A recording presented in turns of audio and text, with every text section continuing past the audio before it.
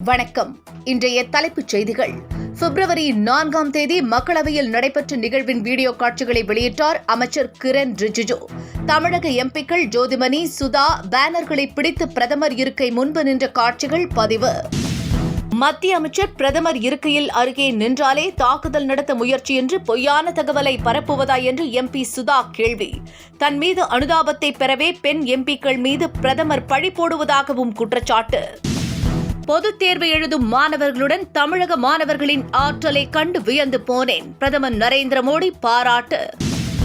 ஜனநாயகன் படம் தொடர்பான சென்சார் வழக்கை திரும்பப் பெற்றது படக்குழு. பிரச்சினை முடிவுக்கு வந்ததால் விரைவில் படம் ரிலீஸ் ஆகும் என்று எதிர்பார்ப்பு.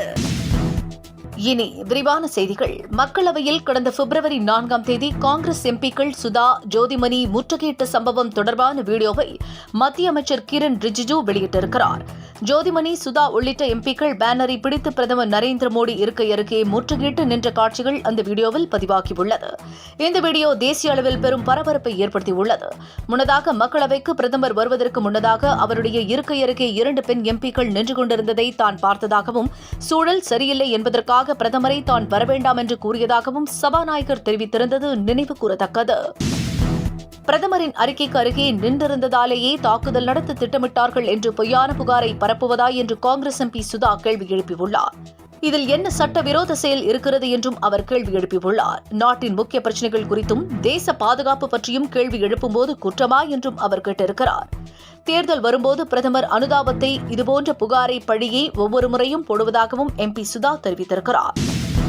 பொதுத் தேர்வு எழுதும் மாணாக்கர்களை சந்தித்தபோது தமிழக மாணவர்களின் அறிவாற்றலை பார்த்து வியந்ததாக பிரதமர் பாராட்டு தெரிவித்திருக்கிறார்.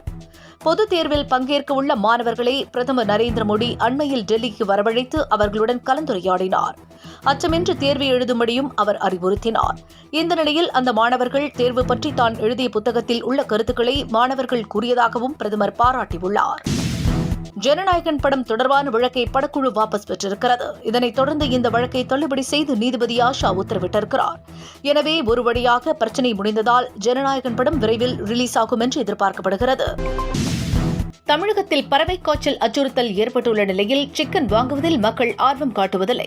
எனவே அதன் விலை கடுமையாக சரிந்திருக்கிறது. இந்த நிலையில் சிக்கன் சாப்பிடுவோர் நன்கு வேக வைத்து சாப்பிட வேண்டும் என்று அமைச்சர் மா. சுப்பிரமணியன் எச்சரித்திருக்கிறார். சென்னையில் செய்தியாளர்களிடம் பேசிய அவர், முட்டையை நன்கு வேக வைத்து சாப்பிட வேண்டும் என்றும் ஹாஃப் பாயில் சாப்பிட வேண்டாம் என்றும் அறிவுறுத்தியிருக்கிறார். மர்மமான முறையில் உயிரிழந்த கோழிகளை சாப்பிட வேண்டாம் என்றும் அவர் கேட்டுக் கொண்டிருக்கிறார். எதிர்க்கட்சி யார் என்பதில்தான் விஜய் போட்டியிடுவதாக முன்னாள் அமைச்சர் கடம்பூர் ராஜு தெரிவித்திருக்கிறார். தாவேகா வெறும் கானல் நீர் என்றும் அவர் விமர்சித்திருக்கிறார். வெயில் காலம் தொடங்கிவிட்டதாக கூறிய அவர், இச்சமயத்தில் தென்படும் கானல் நீர் சில நிமிடங்களில் காணாமல் போய்விடும் என்றும் கூறியிருக்கிறார்.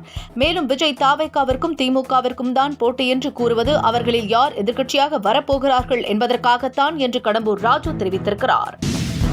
விஜயுடன் சேர்ந்து இருப்பவர்களுக்கு புதிய சிந்தனை உள்ளதா என்று இந்திய கம்யூனிஸ்ட் கட்சியின் மாநில செயலாளர் வீரபாண்டியன் கேள்வி எழுப்பியுள்ளார். விடுதலை போர் காலங்களில் முன்னோர் கண்ட சமூகம் நமக்கு தேவை என்று அவர் குறிப்பிட்டிருக்கிறார். இதுபற்றிய சிந்தனை விஜயிடம் ஏதாவது இருக்கிறதா என்றும் அவர் கேட்டிருக்கிறார். மேலும் உலகம் முழுவதும் வலதுசாரி, இடதுசாரி என்று 2 கொள்கைகள்தான் இருப்பதாகவும் அதில் விஜய் எந்த பக்கம் இருக்கிறார் என்று முடிவு செய்யட்டும் என்றும் வீரபாண்டியன் தெரிவித்திருக்கிறார்.